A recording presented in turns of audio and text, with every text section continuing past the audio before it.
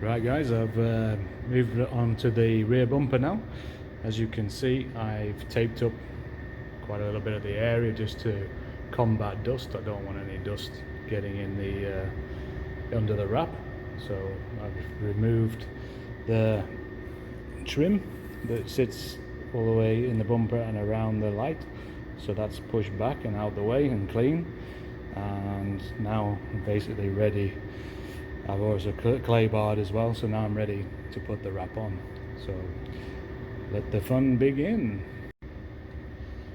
So the bumper has quite a big recess for the number plate, so I've put some knifeless tape along the edges here, and I'm going to lay a piece inside the number plate recess so that when I wrap over the top and then just tuck inwards over the seams, you're not going to see any join, because the seams are going to be facing towards the front of the vehicle, so you won't see them.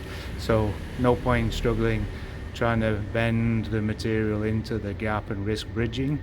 You may as well do a professional job and put the inlay in. So here we go.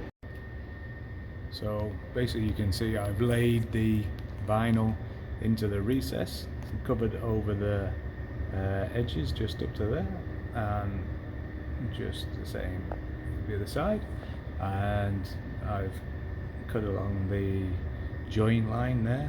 The rough edge is the excess vinyl, not the piece that's going to remain. And then I'm just going to use the knifeless now to make the nice edge along the curvature part. So here it goes. So there we have it. We have a nice matte satin finish there, all the way up around the curve, and now we don't have to worry about that when it comes to laying the vinyl on the top. Very good. Obviously I post heated it so it stays where it is and we don't get any lifting. Okay, I'm super impressed how this went on. A lot easier than I actually imagined. I thought it was going to be an absolute nightmare going around this double curve, well, triple curve, and getting it neat.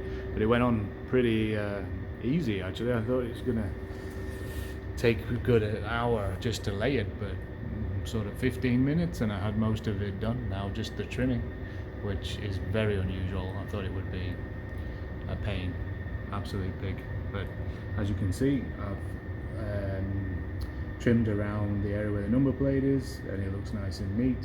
You wouldn't know it was an inlay, and just trimmed up to the light. And now I'm doing all the trimming, post heating, making sure it doesn't shrink back when I cut.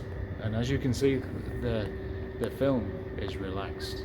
Yeah, there's a few creases there, but if I release that section under there, it's not going to be under tension at all, which is what you want.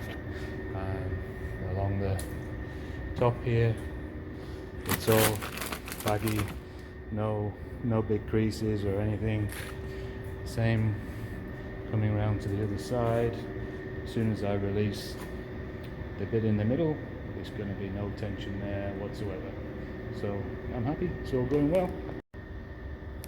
See, because the film is relaxed nicely, there's no horrible glue lines or anything at the moment, because of it just relaxes into the area. There's no stress on it, and yeah, it's looking good. Just taking my time, making it as neat as possible. I don't want any ugly pieces that are going to fall off.